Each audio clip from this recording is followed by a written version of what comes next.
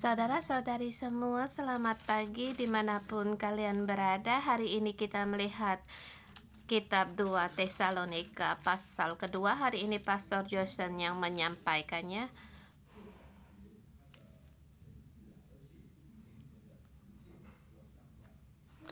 Kali ini kita melihat kitab ini, kita melihat satu lapisan terus ditambahkan dari 1 Tesalonika, dan melihat di situ sebagai gereja teladan dan dalam peperangan rohani terus meningkat, terus untuk fokus dalam pengembalaan. Dan di pasal ketiga dikatakan di situ dengan iman dan kasih, dan di pasal keempat dikatakan berkenan bagi Allah dan saling mengasihi untuk saling menguatkan, dan terus berkembang sampai hari ini di 2 Tesalonika pasal kedua. Dikatakan gereja ini sebagai gereja yang dibanggakan oleh Paulus. Paulus bangga akan mereka, dan mereka menilai mereka juga layak untuk mendapatkan masuk dalam kerajaan Allah. Dan mereka berharap mereka terus untuk pada panggilan Allah. Dan hari ini sampai di pasal yang kedua saya memberi tema bersatu di sini.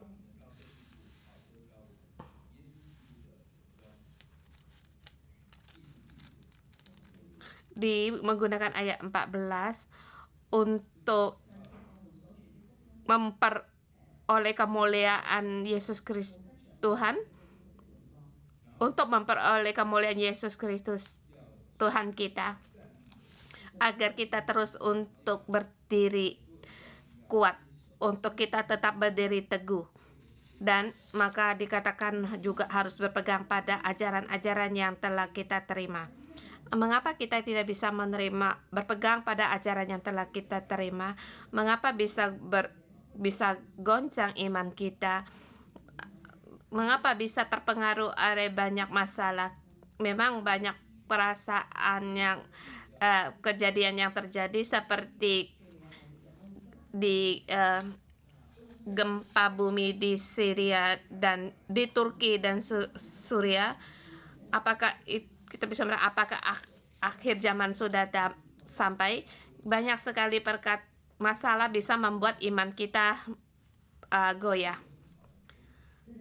Satu gereja Tesalonika, gereja yang baik. Mereka mendengar kebenaran, kemudian mereka meninggalkan akan berhala-berhala mereka, dan terus dengan iman, kasih, dan pengharap mereka terus berjalan sampai dimanapun mereka melangkah. Jadi gereja Tesalonika, di setiap pasal di kitab Tesalonika ini, baik di kitab pertama dan kedua, dikatakan kedatangan Tuhan. Sebagai orang Kristen, kita untuk berjalan terus harus ada arah.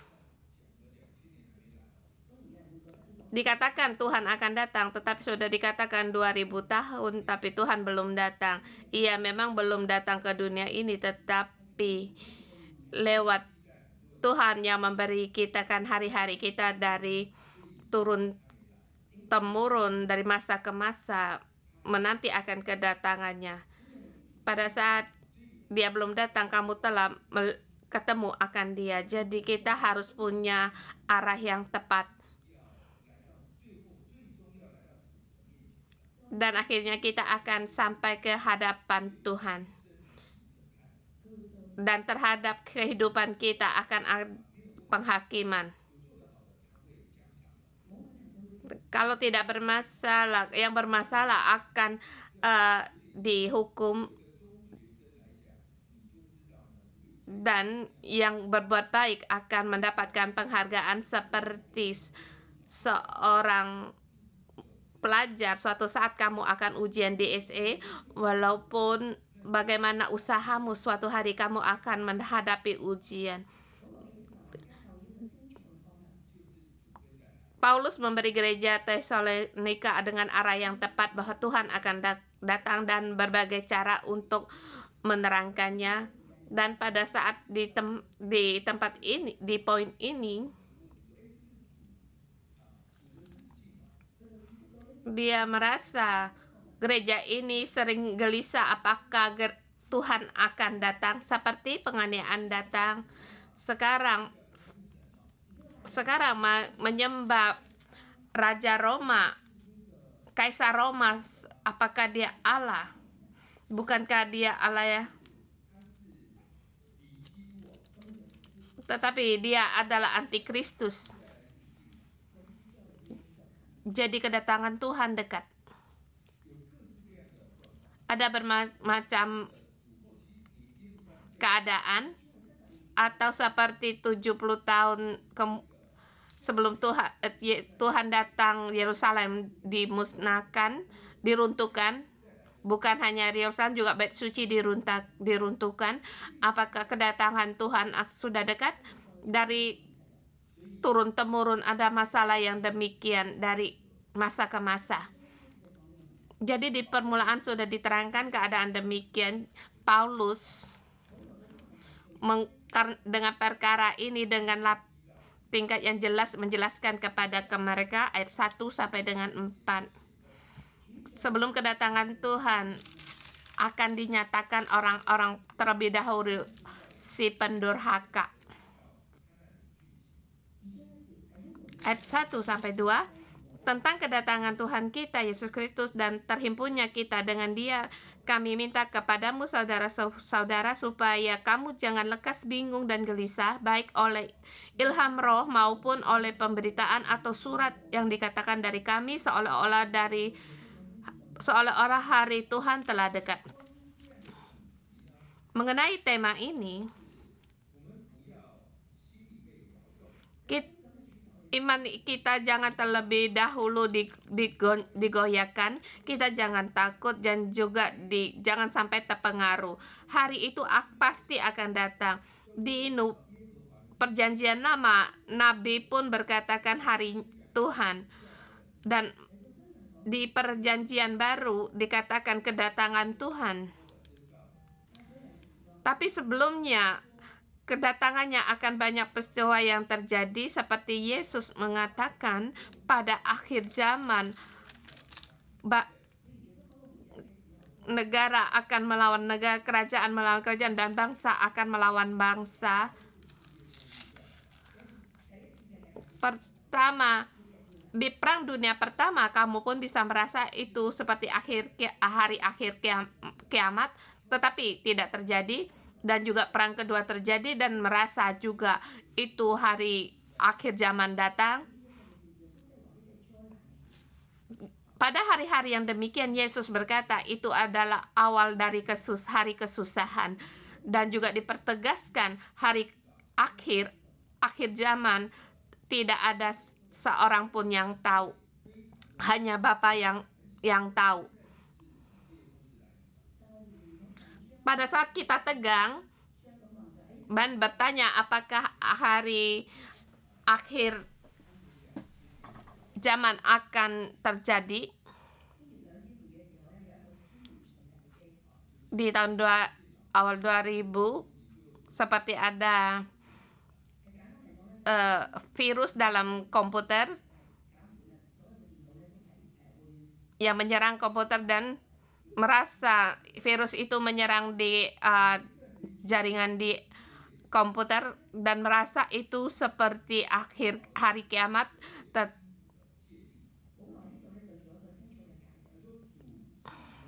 Di sini Paulus membuat satu keputusan bahwa Tuhan akan datang. Tetapi terlebih dahulu kamu jangan gelisah. Lihatlah dulu si pendurhaka, seperti orang-orang antikristus. orang antikristus belum tentu mereka berbuat yang kesalahan yang besar, karena dari masa ke masa juga banyak orang antikristus, banyak orang yang melawan Kristus. Tetapi dikatakan di hari akhir zaman, dijelaskan orang itu, dikatakan orang itu adalah si pendurhaka dan punya ciri-ciri tertentu, yaitu lawan yang mendikan dirinya di atas segala yang disebut atau yang disembah sebagai Allah, bahkan ia duduk di bait Allah dan menyatakan dirinya sebagai Allah. Seperti setan sendiri yang akan menampakkan diri. Boleh dikatakan kita orang-orang yang menerima Yesus Kristus, kita disebut sebagai anak-anak Allah. Tetapi Yesus yang pertama, Bapa Surgawi berkata, inilah anak yang kukasih, kalian harus mendengar dia. Terlebih dahulu harus ada anak Allah Yesus Kristus, kemudian kita mengikuti dia. Di bagian kedua ada sebagian orang, Yesus pernah berkata kepada mereka bahwa bapamu adalah iblis, anak-anak iblis. Anak-anak iblis mengikuti iblis, dan yaitu mengikuti si pendusta, mengikuti kedagingannya sendiri, nafsunya sendiri. Maka di dalam orang ini, yang paling hebat dikatakan mereka lah si pendosa, si pendurhaka. Maka mereka ini yang akan menyebutnya sendiri sebagai Allah. Bahkan mereka dia akan duduk di bait suci dan menerima akan disembah oleh orang. Maka dikatakan sebelum Tuhan datang ada kesusahan yang hebat.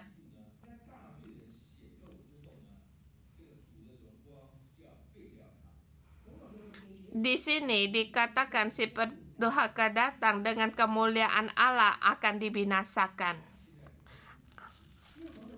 Di sini dikatakan jangan jelas, tetapi sepertinya kita juga tidak mengerti. Di ayat kelima dikata, tidakkah kamu ingat bahwa hal ini telah kerap kali kukatakan kepadamu ketika aku masih bersama-sama dengan kamu? Dan sekarang kamu tahu apa yang menahan dia sehingga ia baru akan menyatakan diri pada waktu yang telah ditentukan baginya. Pada masa itu para jemaat tahu apa yang menahan si pendurhaka datang. Sampai sekarang di zaman kita sekarang kita tidak jelas. Yang menahan menjadi penghalang itu mungkin gereja, ada dikatakan Roh Kudus. Banyak bermacam pembicaraan. Boleh dikatakan yang penahan ini akan menyatakan diri. Jadi kita harus perhatikan di ayat ke-8. Pada waktu itulah si pendurhaka baru akan menyatakan dirinya, tetapi Tuhan Yesus akan membunuhnya dengan nafas mulutnya dan akan memusnahkannya kalau ia datang kembali. Dikatakan dengan gampang dia belum datang, tetapi pada saat dia menyatakan diri, Yesus akan membunuhnya dengan nafasnya dan kemuliaannya. Jadi Tuhan akan datang. Sebelum dia datang, si pendurhaka datang terlebih dahulu, dan si pendurhaka datang, dia akan dibunuh. Jadi kita jangan gelisah, kita jangan takut. Jangan mudah imanmu digoyahkan. Di ayat ke-9 dikatakan kedatangan si pendurhaka itu adalah pekerjaan iblis dan akan disertai rupa-rupa perbuatan ajaib, tanda-tanda, dan mujizat-mujizat palsu.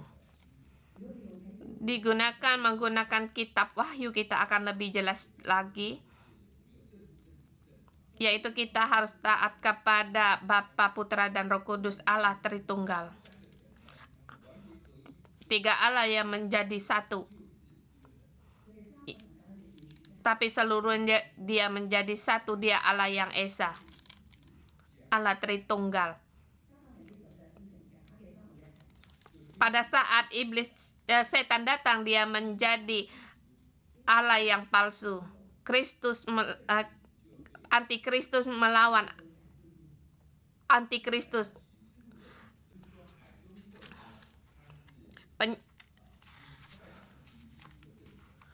Mereka Antikristus, mereka yang di laut,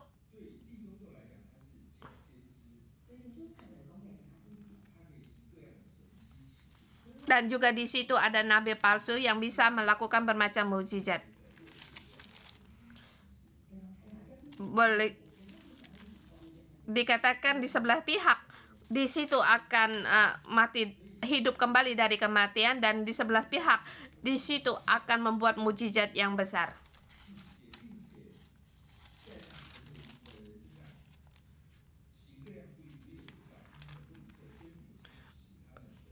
Makhluk-makhluk yang di laut.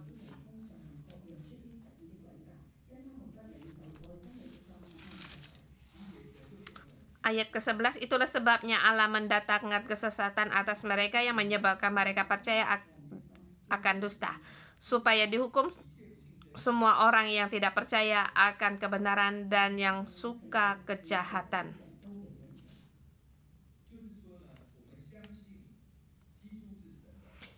Yaitu kita percaya Yesus anak Allah. Kita percaya akan Dia. Kita percaya Dia mengasihi kita. Kita percaya Tuhan itu kasih, itu kebenaran, maka kita mengikuti Dia. Tapi sebagian orang tidak percaya akan Kristus. Mereka tidak percaya di dunia ini ada Tuhan.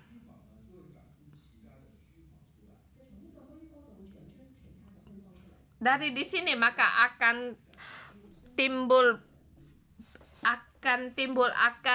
tipu muslihat. Sehingga membuatmu tidak percaya akan kebenaran.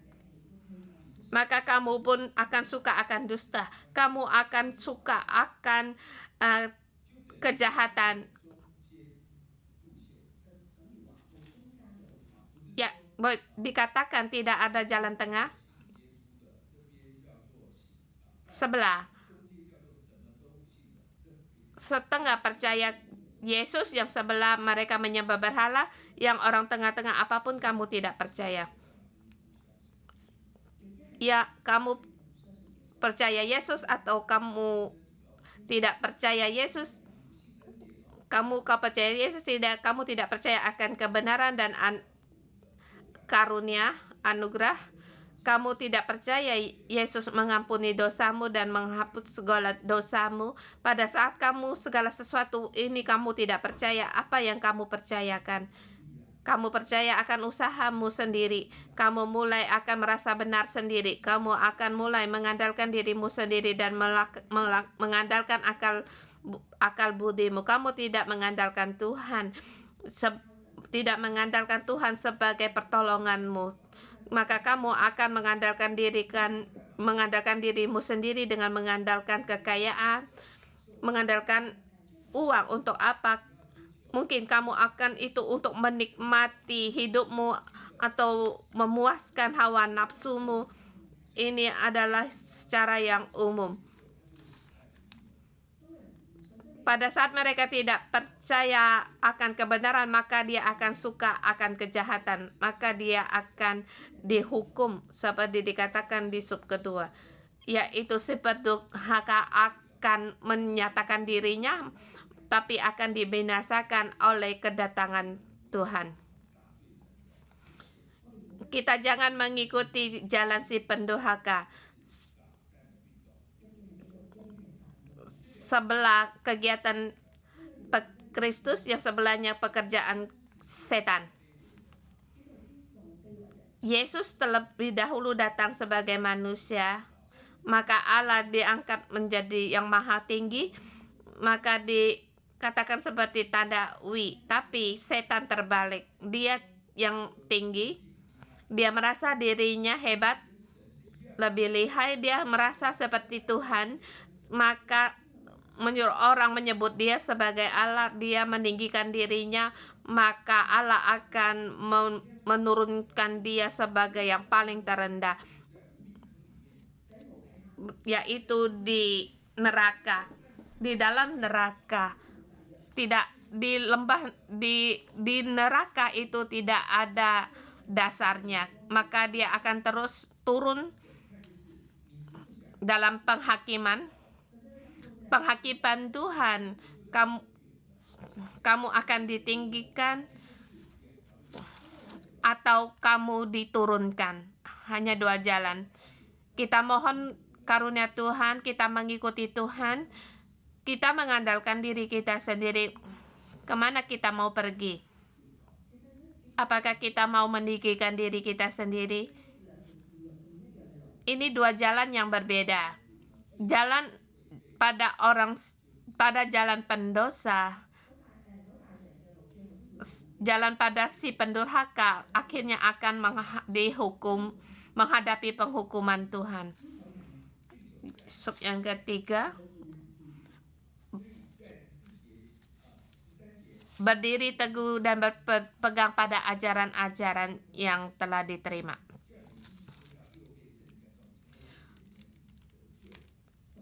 Ayat ke-13, akan tetapi kami harus selalu mengucapkan syukur kepada Allah karena kamu saudara-saudara yang dikasihi Tuhan, sebab Allah dari mulanya telah memilih kamu untuk diselamatkan oleh Roh yang menguduskan kamu dan dalam kebenaran yang kamu percayai.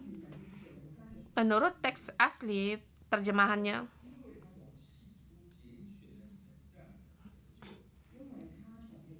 sebab Dia telah memilih kamu untuk diselamatkan.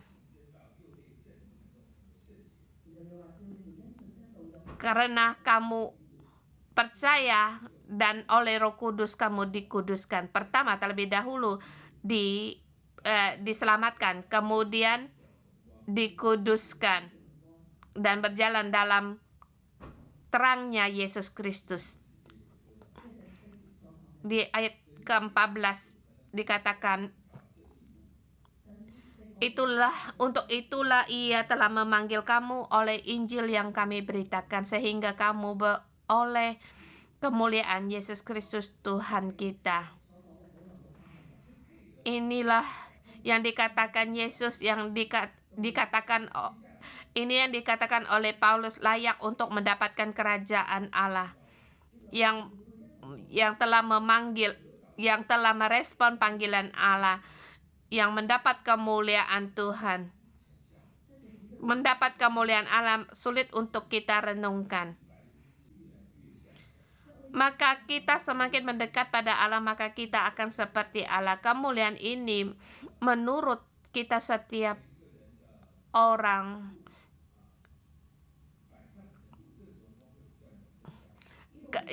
Kemuliaan ini menurut kerinduan kita sendiri.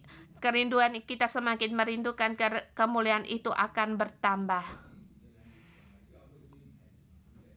Seperti banyak orang yang tidak percaya Yesus datang ke gereja untuk mencari, untuk mengejar cewek.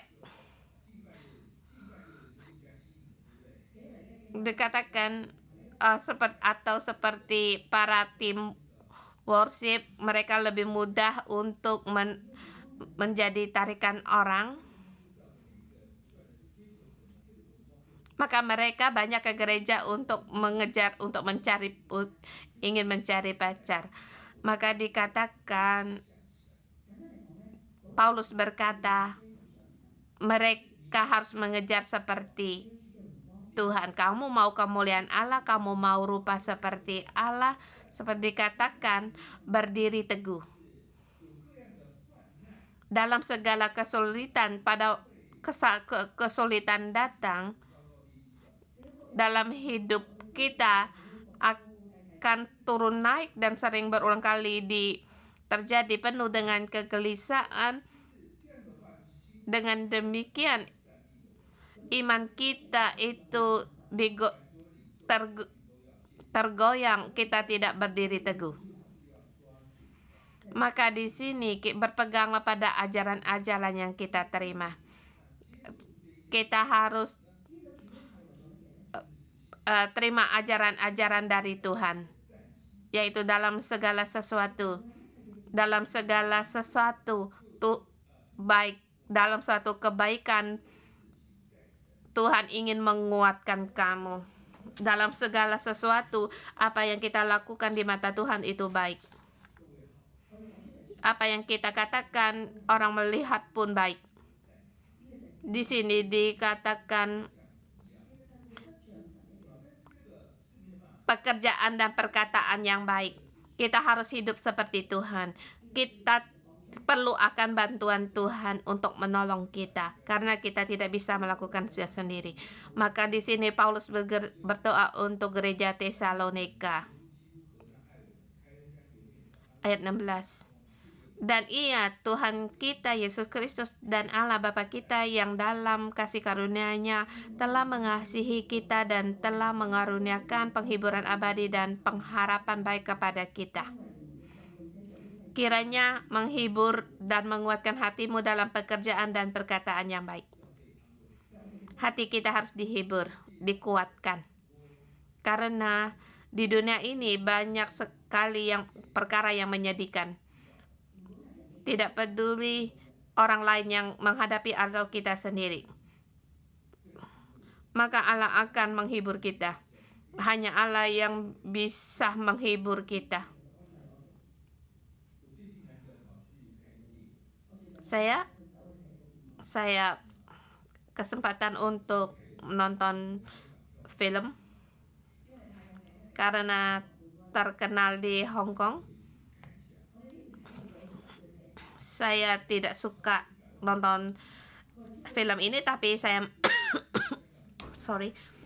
saya pun pergi untuk menonton.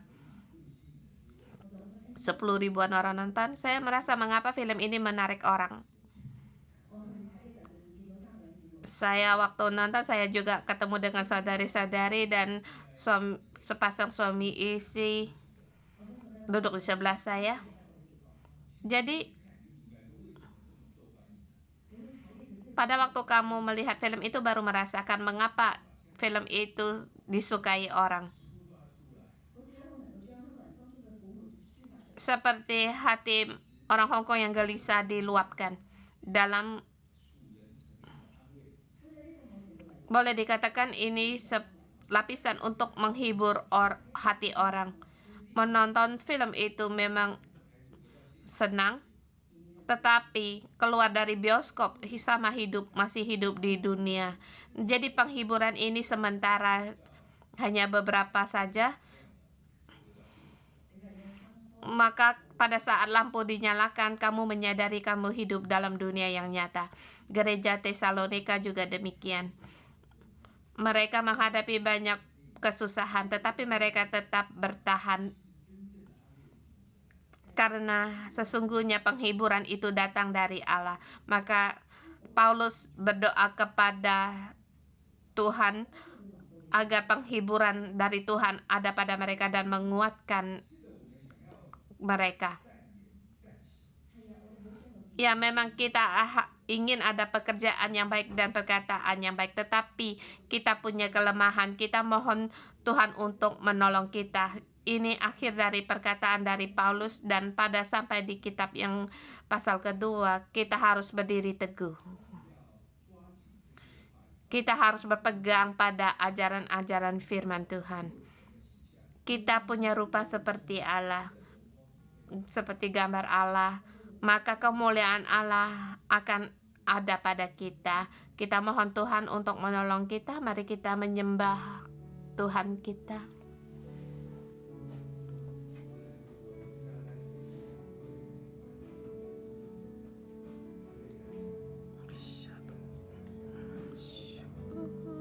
Saudara semua, mari kita bersama nyembah Tuhan kita. Kita mohon pada Tuhan agar di dunia ini kita bisa berdiri dengan teguh.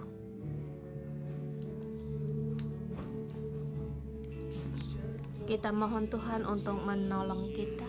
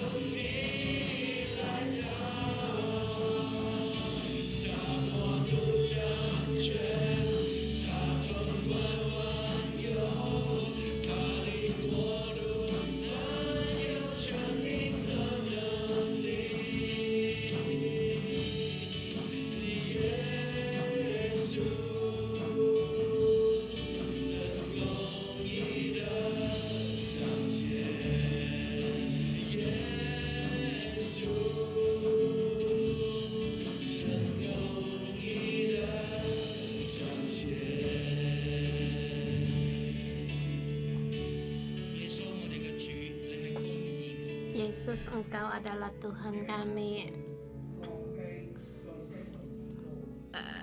Engkau datang dan ditinggikan. Kasih-Mu dan kehidupan-Mu yang kami cari dalam hidup kami. Kami ingin seperti Engkau. Yesus, tolonglah kami, kuatkanlah kami. topanglah kami. Kemuliaan-Mu kami sangat memerlukannya.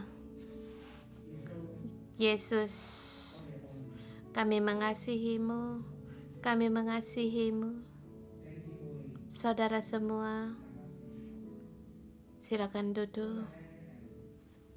Hari ini di ayat dikatakan ciri-ciri si pendurhaka. Ciri-ciri si pendurhaka. Dia melawan Tuhan, dia meninggikan dirinya sendiri, dia melakukan perbuatan-perbuatan yang jahat. Akhirnya dia menyatakan dirinya sebagai Allah. Saudara semua, kita di hadapan Tuhan, kita punya waktu yang teduh untuk merenungkan kita. Apakah hidup kita sendiri? Adakah masalah-masalah seperti ini? Kalau ada di hadapan Tuhan, mohon Tuhan, aku tidak mau semua ini. Mari kita di hadapan Tuhan untuk menguji diri kita. Roh Kudus, kami datang di hadapan-Mu untuk hari ini dimanapun kami berada, dan berdoa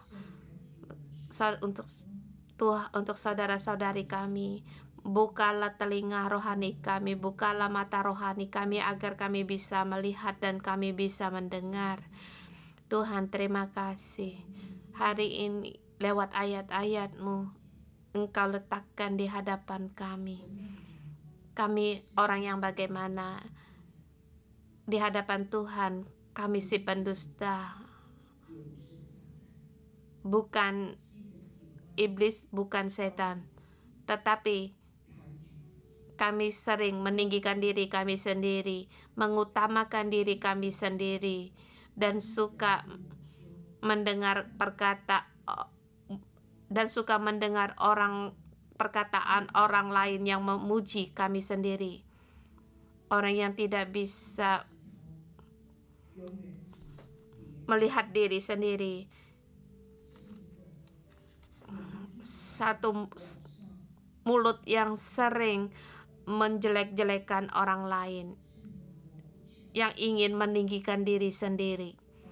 Roh Kudus, mohon Engkau berilah kami pengilhaman dari-Mu bagi saudara-saudari kami semua yang di online atau di mana mereka berada. Bapa, iya Bapa, terangilah kami, terangilah kami, terangilah kami. Kami di hadapan-Mu perlu untuk menguji diri kami sendiri. Kami perlu untuk mengaku akan kesalahan kami perlu untuk mengaku dosa-dosa kami. Kami perlu untuk merendahkan diri. Roh Kudus, berbicaralah kepada kami.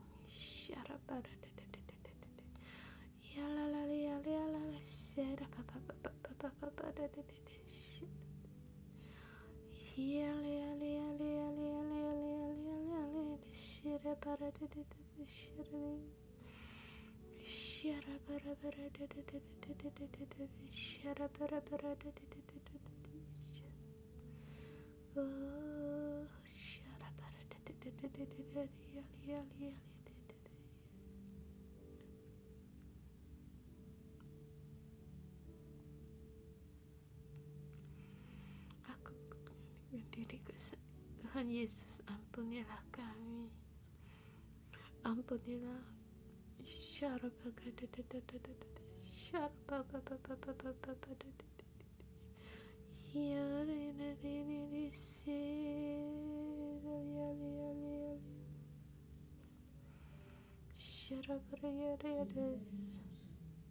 Tuhan Yesus, di pagi hari ini, wakil dari saya sendiri dan semua saudara-saudari kami dimanapun mereka berada, Tuhan, kami datang di hadapan-Mu dan berkata, Bapa, ampunilah dosa kami, termasuk diri saya sendiri. Kami mengaku di dalam kami ada kepalsuan, ada tinggi hati, kebohongan, merasa diri sendiri benar. Bapa, di dalam hidup kami sering melihat aku, aku, dan aku. Aku ingin pujian dari orang, orang yang memastikan kami terhadap kasih orang, kami menolak. Tuhan, kami suka pujian dari orang lain. Bapa, ampunilah kami, termasuk saya sendiri. Ada kalanya setelah melayani, saya berpikir, suka mendengar pemimpin kami berkata, apa yang kamu lakukan itu baik, dan rindu tepuk tangan dari orang lain, pujian dari orang lain. Bapa, kami rindu akan kemuliaan dari orang lain. Bapa, seperti saya sendiri, saya juga orang yang demikian, yang begitu tidak percaya diri, saya begitu sombong, tinggi hati, segala fokus saya hanya pada diri saya sendiri. Saya berfokus pada kepentingan saya sendiri. Bapak, pagi hari ini aku datang dan juga membawa saudara-saudari kami datang di hadapan-Mu. Ya Bapak, ampunilah kami. Ampunilah kami. Ampunilah kami ya Bapa. Pada saat kami membaca kitab 2 Tesalonika ini, kami mudah masuk dalam posisi kami sendiri. Aku bukan si pendurhaka. Aku bukan si berdurhaka. Yang pendurhaka itu setan, orang itu. Iya, saya bukan. Tetapi pagi hari ini saya berkata di hadapan, aku juga iya. Aku juga iya. Kami adalah orang yang sombong, suka akan pujian dan kepastian dari orang lain. Bapa, ampunilah kami. Ampunilah kami. Tuhan, terima kasih. Alkitab ditulis bukan untuk orang itu lihat, orang ini lihat, tetapi kebenaran Alkitab ini ditulis untuk diriku sendiri, untuk aku lihat. Ya Bapa, ya Bapa, mohon darah-Mu yang kudus melingkupi kami, menyucikan kami, agar selaput dalam mata kami pun terlepas, segala rasa malu, menyalahkan diri sendiri, semuanya lepas dari kami. Kami tidak mau menyalahkan diri kami sendiri. Tuhan, tolonglah kami, jangan menjadi orang yang demikian. Tuhan Yesus, di pagi hari ini aku dan bersama saudara-saudari kami datang di hadapan-Mu berkata, ya Tuhan, kami perlu akan Engkau. Kami perlu akan Engkau. Mengandalkan diri kami sendiri, kami tidak sanggup melakukan apapun. Kami begitu lemah. Kami begitu suka meninggikan diri kami sendiri dan mementingkan diri kami sendiri. Kami adalah orang yang egois. Ya Tuhan, ampunilah kami. Kami hanya melihat akan diri kami sendiri, mementingkan perasaan sendiri dan merasa keputusan sendiri itu yang tepat. Ya Tuhan Yesus, ampunilah kami. Berilah kami agar kami bisa merendahkan diri kami sendiri dan melepaskan diri kami sendiri.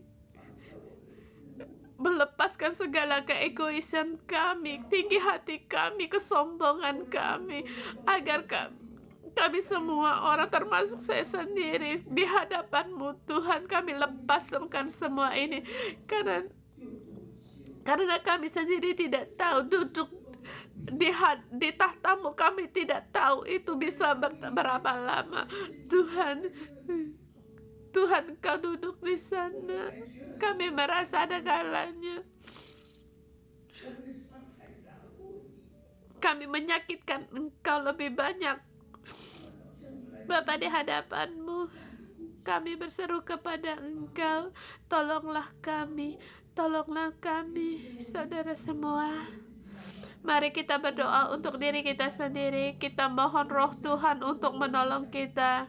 Kita tidak mau hidup dalam kelemahan, kita tidak mau tinggi hari, kita tidak mau muka, kita tidak mau egois. Tapi ada kalanya kita tidak sanggup melakukan. Kita sekarang mohon Roh Kudus untuk menolong kita. Kita bisa menggunakan bahasa roh atau nyanyian roh, berdoa untuk diri kita sendiri. Karena termasuk saya sendiri, saya tidak bisa untuk menyelamatkan diri saya sendiri. Saya perlu Roh Allah untuk menjamah kita semua. Kita mohon, kita perlu Roh Kudus untuk memulihkan kita. Kita mohon, kita seluruhnya baik dalam luar, kita baik jasmani rohani, kita seluruhnya diubah. Ya, kita mohon kuasa Tuhan untuk menolong Yesus, kami perlu akan Roh Kudus ya untuk menolong kami. Kami perlu Roh Kudus untuk memulihkan kami. Kami perlu Engkaulah Tuhan yang memberi kehidupan bagi kami. Tuhan, ampunilah kami. Ada kalanya kami hanya mengandalkan diri kami sendiri. Kami sendiri menjadi Tuhan, menjadi Allah di dalam kehidupan kami. Tuhan, selamatkanlah kami.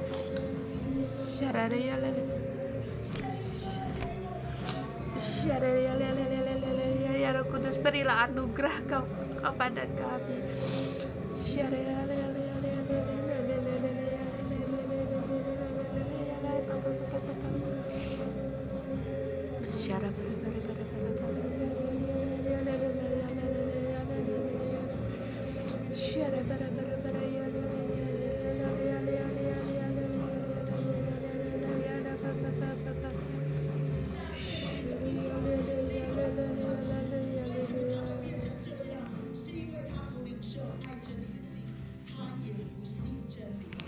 Mengapa semua bisa terjadi? Karena mereka tidak menerima, sebab mereka tidak percaya. Sebab mengapa mereka bisa dihukum? Karena mereka tidak percaya akan kebenaran dan suka pada kejahatan. Saudara semua, kita ambil Alkitab kita letakkan di atas kepala kita, kita baca, kita hafal, kita berdoa pada Tuhan.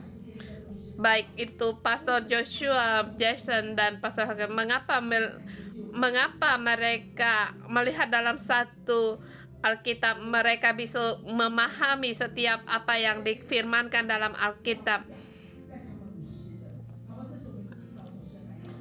Kita mohon Tuhan agar aku suka menerima ilham dan bisa merenungkan, aku bisa membaca, aku bisa merenungkan, aku bisa menghafal, aku suka akan firman-Mu. Mari kita berdoa, kita mohon juga nanti kita minta Pastor Josan untuk memberkati kita.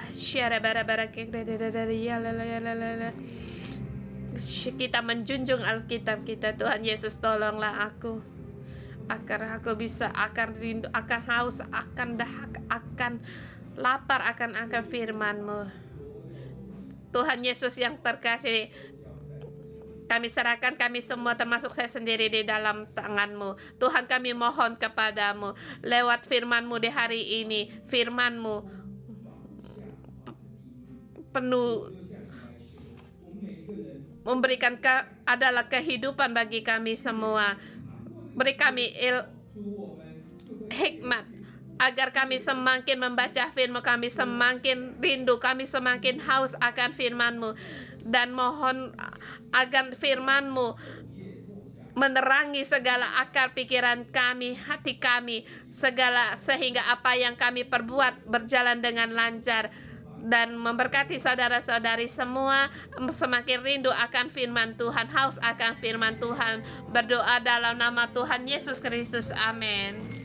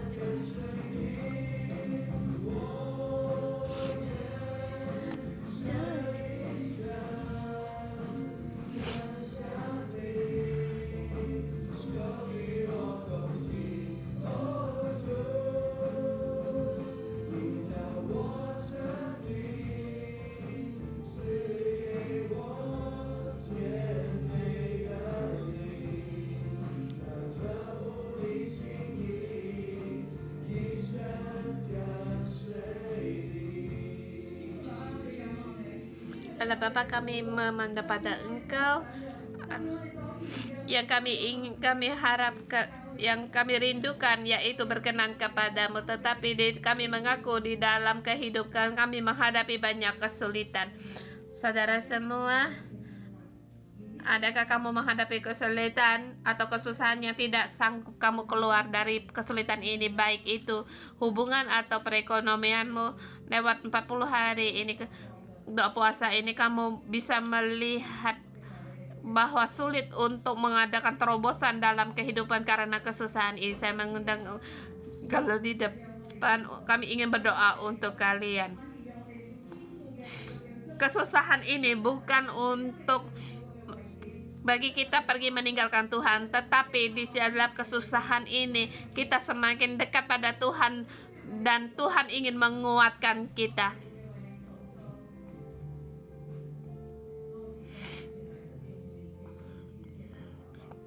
Terlebih dahulu katakan kepada Tuhan apa kesusahan kita.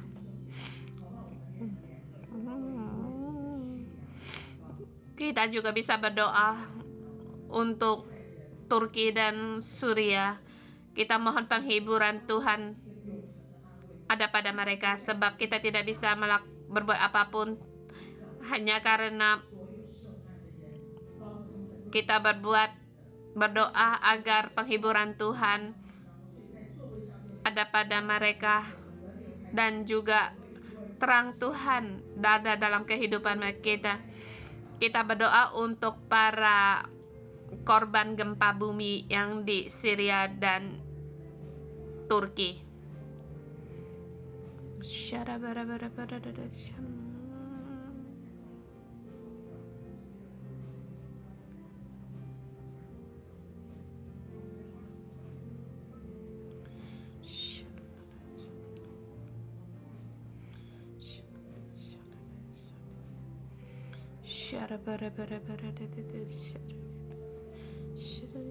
Tuhan Yesus, kami datang di hadapan-Mu.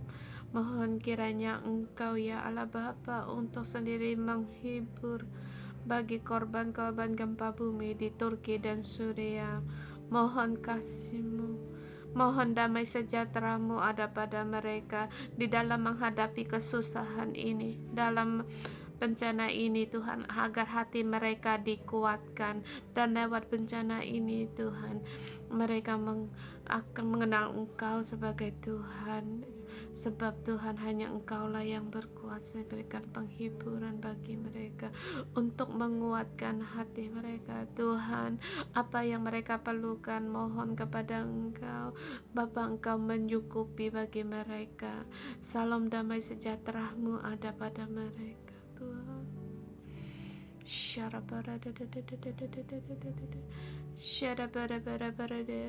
Bagi keluarga yang ditinggalkan karena korban ini Tuhan, mohon Engkau menghibur hati mereka,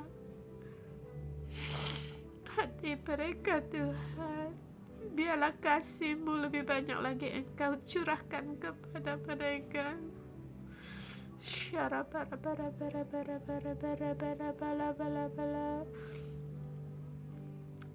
Kasihanilah,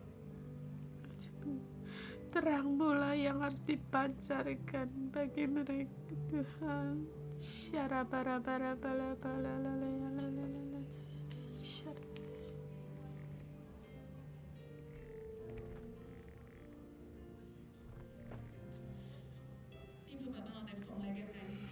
Allah Bapa, kami dalam nama-Mu, setiap doa kami selalu baik dimanapun kami berada, baik itu doa untuk Turki dan Suriah Tuhan, kami berseru kepada Engkau. Segala kepahitan kami di dalam hati kami mendapatkan penghiburan dalam kesusahan, yang dalam menghadapi kesusahan ada jalan keluar. Bapa, Engkau adalah keselamatan bagi kami, tempat kami untuk berseru, kami memohon karena di dalam-Mu ada jalan baru dan jalan yang hidup Tuhan. Karena Engkau hidup Yesus, karena Engkau hidup, Engkau menyelamatkan kami. Kami bersyukur dan berterima kasih, kami berharap kepada Engkau. Saudara semua, kita terus berdoa agar kita semakin seperti Tuhan, menyerupai Tuhan. Baik perkataan kita, perbuatan kita, kita mohon pada Tuhan agar hidup kita semakin seperti Tuhan.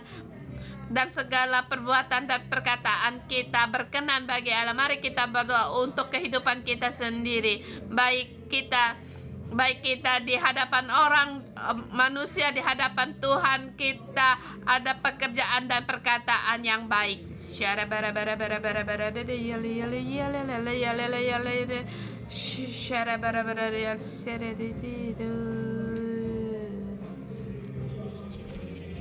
Ya Tuhan, berilah aku dalam Engkau Tuhan. Kiranya aku semakin menyertai Engkau, baik perkataan,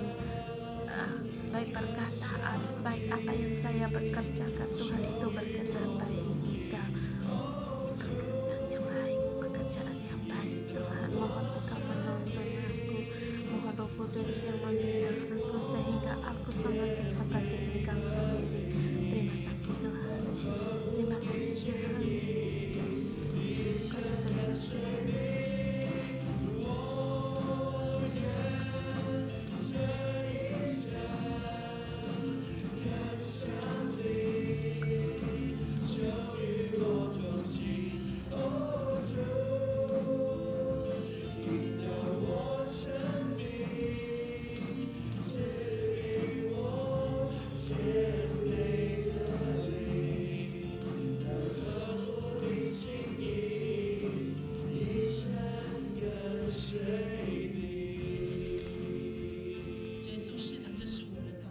Tuhan, ini adalah doa kami Tuhan Yesus. Aku dalam nama Tuhan Yesus memberkati saudara-saudari dimanapun kalian berada. Aku dalam nama Tuhan Yesus memberkati kalian. Termasuk saya sendiri, kamu selalu di dalam Tuhan, merendahkan orang yang merendahkan diri di hadapan Tuhan.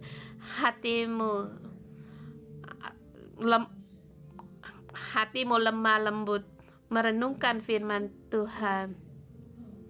Seberapa banyak kamu merindukan firman Tuhan di dalam hidupmu, selalu merasa tidak cukup. Kamu rindu dan haus akan firman Tuhan. Dalam nama Tuhan Yesus yang memberkati engkau menghargai kebenaran Tuhan. Bagaimana kebenaran kau dapatkan, demikian perkataan yang engkau ucapkan. Dalam nama Tuhan Yesus memberkatimu di setiap hari dalam hidupmu, baik itu dalam keadaan tinggi atau rendah. Kamu bisa menggunakan puji-pujian, baik itu bahasa roh atau nyanyian roh, pujian untuk memujikan Tuhan. Di mana kamu berada, di situ ada terang Tuhan. Di mana kamu berada, di situ ada kasih Tuhan. Nama baik Tuhan. Engkau di mana kamu berada, kamu bersih terang dan garam. Di mana kamu berada, di situ ada keselamatan Tuhan dinyatakan. Di mana kamu berada, di situ ada mujizat dan pekerjaan yang besar terjadi. Dan karena kamu, segala kemuliaan orang-orang semuanya untuk kemuliaan Tuhan. Dan sehingga orang lain bisa memuliakan Tuhan. Di mana kamu berada, di situ ada kasih dan kerinduan. Dalam nama Tuhan Yesus memberkatimu. Amin. Tuhan memberkatimu.